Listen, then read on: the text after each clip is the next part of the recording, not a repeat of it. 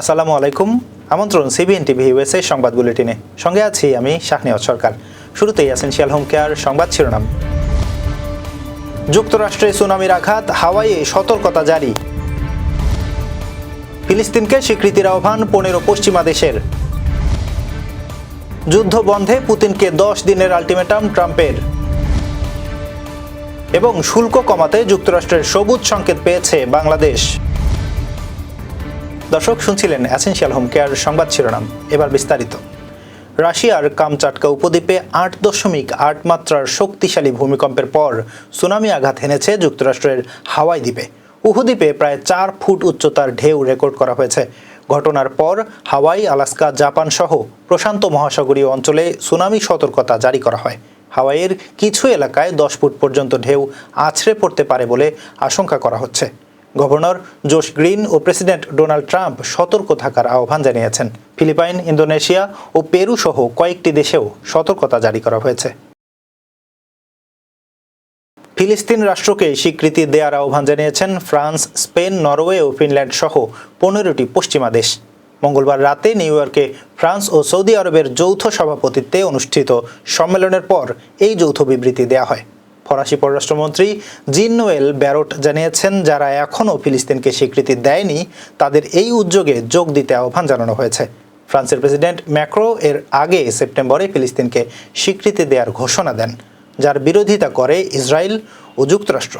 British প্রধানমন্ত্রী কিয়ার স্টারমারও জানিয়েছেন, Israel গাজায় যুদ্ধবিরতিতে না এলে যুক্তরাজ্যও সেপ্টেম্বরে ফিলিস্তিনকে স্বীকৃতি দেবে।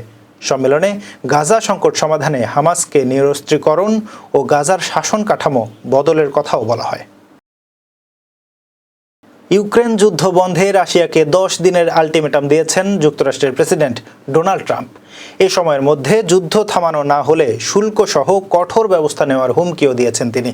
মঙ্গলবার এয়ারফোর্স ওয়ানে সাংবাদিকদের ট্রাম্প জানান, রাশিয়ার উপর নিষেধাজ্ঞা এবং সেকেন্ডারি ট্যারিফ আরোপের পরিকল্পনা রয়েছে। এর ফলে রাশিয়ার সঙ্গে ব্যবসা করা তৃতীয় দেশগুলোর ওপরও শুল্ক বসবে।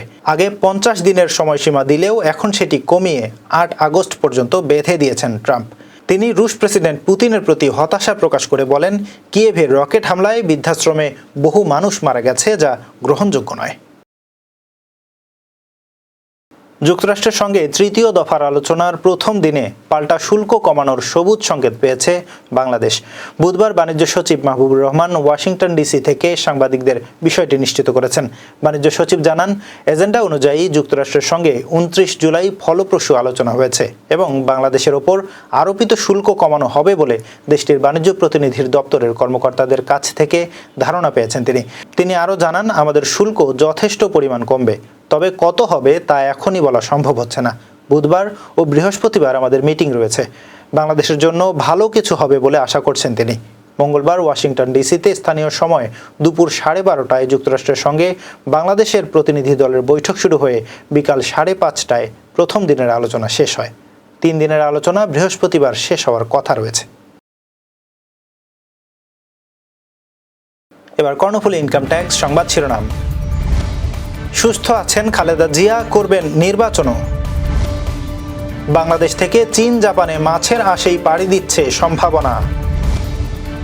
উৎসব মুখর পরিবেশে মতলব সমিতির বনভোজন।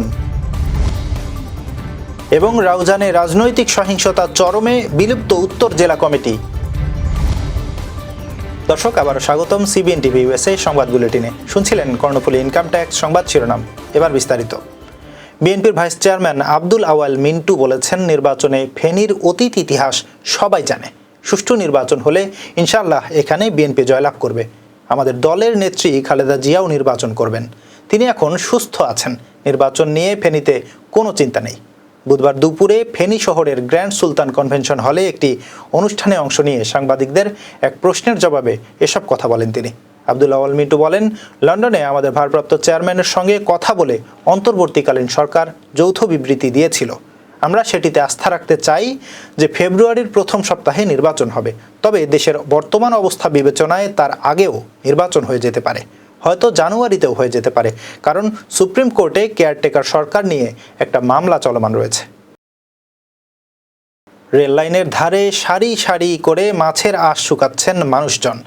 চীন ও জাপানের বাজারে রপ্তানি হচ্ছে এই পরিত্যক্ত উপাদান। তবে আঁশ থেকে স্বপ্ন বুনলেও মাছ কাটিয়াদের চোখে দাম নিয়ে রয়েছে চরম হতাশা। বিস্তারিত থাকছে প্রতিবেদনে। মাছের চেয়েও যেন এখন আঁশ বেশি মূল্যবান। এই ফেলে দেওয়া আঁশ থেকেই তৈরি হচ্ছে ঔষধ, প্রসাধনী সহ নানা উচ্চ মূল্যের পণ্য। কিন্তু মূল্যবান এই আঁশের ন্যায্য দাম পাচ্ছেন না সংগ্রহকারীরা। একসময় যে আঁশ 120 টাকায় বিক্রি হতো তা এখন বিক্রি হচ্ছে মাত্র 50 টাকায়। শুকিয়ে নিয়ে 50 টাকা বেচেন, এক সপ্তাহে 1 কেজি হয়। এই মাল এক সপ্তাহে 1 কেজি হয়, তাই মাত্র 50 টাকা। আর আগে করোনার আগে বেচছি 200 টাকা। বিভিন্ন প্রোডাক্ট বানায়, ওষুধও বানায়। তো ওষুধ যদি বানায় থাকে, বিভিন্ন লিপস্টিক বানায়, বিভিন্ন মলন বানায়, তো যদি মলন বানায় থাকে এই মাছের দাম 50 টাকা না কেজি হইতে পারে না, সর্বনিম্ন 300 টাকা কেজি হবে। তবুও হাল ছাড়ছেন না অনেকেই। মাছ কাটার পর ফেলে দেওয়া আঁশ থেকেই আজ স্বাবলম্বী অনেক নারী পুরুষ। আমরা ওইগুলি সব মাপিয়া এবার আমাদের কাছে পাইকার আসে, বিভিন্ন জায়গা দিয়ে পাইকার আসে আর এইগুলি ক্রয় করে নিয়ে যায়। তারা আমাদেরকে যেটা বলছে যে এগুলি সব চীনে যায়, চীনে যাইয়া এগুলি চুমকি, বুদাম, হাইপার, লিপস্টিকের পাউডার, বিভিন্ন প্রোডাক্ট এরা তৈরি করে আর কি, অনেক দামি দামি প্রোডাক্ট। কিন্তু আসলে আমরা সেই দামটা পাই না। আমরা হাই হইলে 50-60 টাকা কেজি দরে পাই, আর বেশি আমরা পাই না, কিন্তু আমাদের অনেক পরিশ্রম হয়। দেশের বিভিন্ন প্রান্ত থেকে মাছ আসে রাজধানীর কাউরান বাজার, যাত্রাবাড়ি, শ্যামবাজার সহ বিভিন্ন পাইকারি আড়তে। এখানে মাছ কাটার সময় শ্রমিকরা আলাদা করে আঁশগুলো সংরক্ষণ করেন।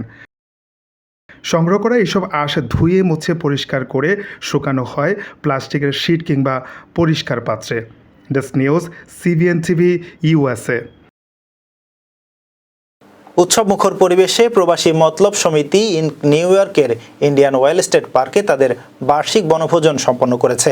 27 জুলাই রোববার আয়োজিত এ বনভোজনে শতাধিক প্রবাসী মতলববাসী পরিবার পরিজন সহ অংশ নেন। খেলাধুলা, র্যাফেল ড্র, সাংস্কৃতিক পরিবেশনায় প্রাণবন্ত হয়ে ওঠে আয়োজন। উদ্বোধন করেন উপদেষ্টা মোহাম্মদ নাজমুল এ ফারুক। সভাপতিত্ব করেন সভাপতি মোহাম্মদ রবিউল আলম। সঞ্চালনায় ছিলেন সাধারণ সম্পাদক মোহাম্মদ নাজির উদ্দিন পাটোয়ারি। র্যাফেল ড্রতে নগদ $1000 সহ 10টি আকর্ষণীয় পুরস্কার দেওয়া হয়। বিশেষ প্রকাশনা হৃদয়ে মতলব মোড়ক উন্মোচন করেন লেখক হুমায়ুন কবির ঢালী। অতিথিদের মধ্যে ছিলেন বাংলাদেশ অ্যাসেম্বলি অব US এর সভাপতি শামীম হাসান ও সাধারণ সম্পাদক মোহাম্মদ ইসলাম। সকলে আয়োজনের প্রশংসা করেন। চট্টগ্রামের রাউজান উপজেলায় গত 5 আগস্টের পর থেকে রাজনৈতিক সহিংসতা ভয়াবহ আকার ধারণ করেছে। তারই ধারাবাহিকতায় গতকাল উত্তর জেলা বিএনপির আহ্বায়ক গোলাম আকবর খন্দকারের ওপর হামলা সংঘটিত হয়। বিএনপি নেতা গিয়াসউদ্দিন কাদের চৌধুরীর অনুসারীরা এ হামলায় জড়িত বলে অভিযোগ করেছেন তিনি। এ ঘটনায় উত্তর জেলা বিএনপির আহ্বায়ক কমিটি বিলুপ্তির পাশাপাশি গিয়াসউদ্দিন কাদের চৌধুরীর সব পর্যায়ের পদে স্থগিতাদেশ দিয়েছে দলের হাইকমান্ড। বিস্তারিত দেখুন প্রতিবেদনে। 5 আগস্টের পর রাউজানে 13টি হত্যাকাণ্ডের ঘটনা ঘটে, যার মধ্যে 10টি ছিল রাজনৈতিক সংঘর্ষজনিত। এর মধ্যে 2 জন আওয়ামী লীগ এবং 4 জন বিএনপির রাজনীতির সাথে সম্পৃক্ত ছিল। প্রায় শতাধিকবার সংঘর্ষে জড়িয়েছে গিয়াসউদ্দিন কাদের এবং গোলাম আকবর খন্দকার গ্রুপ। বিএনপির অভ্যন্তরীণ দুপক্ষের সংঘর্ষে শতাধিক মানুষ গুলিবিদ্ধ হয়েছেন। তার ধারাবাহিকতায় গতকাল রাউজানে গোলাম আকবর খন্দকারের গাড়ি বহরের ওপর হামলা চালিয়ে ব্যাপক গাড়ি ভাঙচুর করা হয়। অল্পের জন্য প্রাণে রক্ষা পান তিনি। এ ঘটনায় 20 জন আহত হয়। গিয়াসউদ্দিন কাদের চৌধুরীর নির্দেশে হামলা হয়েছে বলে অভিযোগ করেন গোলাম আকবর খন্দকার। গিয়াসউদ্দিন তার লোকজনদেরকে বলছে, তোমরা ওক পেতে থাকবা, তোমরা অস্ত্রশস্ত্র, লাঠি সুতা, ইট পাটকেল নিয়ে তাদের উপর হামলা করবা। আমি প্রথমে এটি বিশ্বাস করিনি।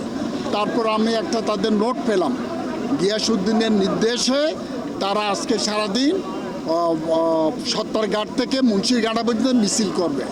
এ ঘটনায় নাগরিকের পক্ষ থেকে ফোনে যোগাযোগ করা হয় গিয়াসউদ্দিন চৌধুরীর সাথে। তিনি কল রিসিভ না করলেও কথা হয় তার একান্ত সহকারী মাইকেল বড়ুয়ার সাথে। তিনি জানান, গিয়াসউদ্দিন কাদের চৌধুরী প্রায় 1 সপ্তাহ ধরে অসুস্থ। প্রমাণ হিসেবে একটি ছবিও পাঠান তিনি। সংঘর্ষের খবর তিনি অবগত করেন বলে জানান। কিছু উচ্ছৃঙ্খল লোক সন্ত্রাসীরা আমাদের উপর অতর্কিত হামলা করছে, মানে দেশীয় অস্ত্র নিয়ে, লাঠিসোঁটা নিয়ে আমাদেরকে হামলা করছে।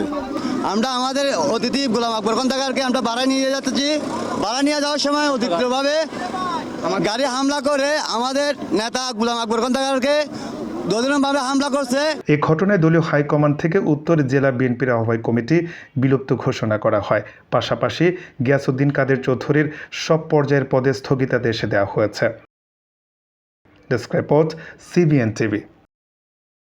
দর্শক, এই ছিল সিবিএন টিভি ইউএসএ সংবাদ বুলেটিনে। শেষ করছি। পরবর্তী বুলেটিন দেখার আমন্ত্রণ জানিয়ে এতক্ষণ সাথে থাকার জন্য ধন্যবাদ সবাইকে।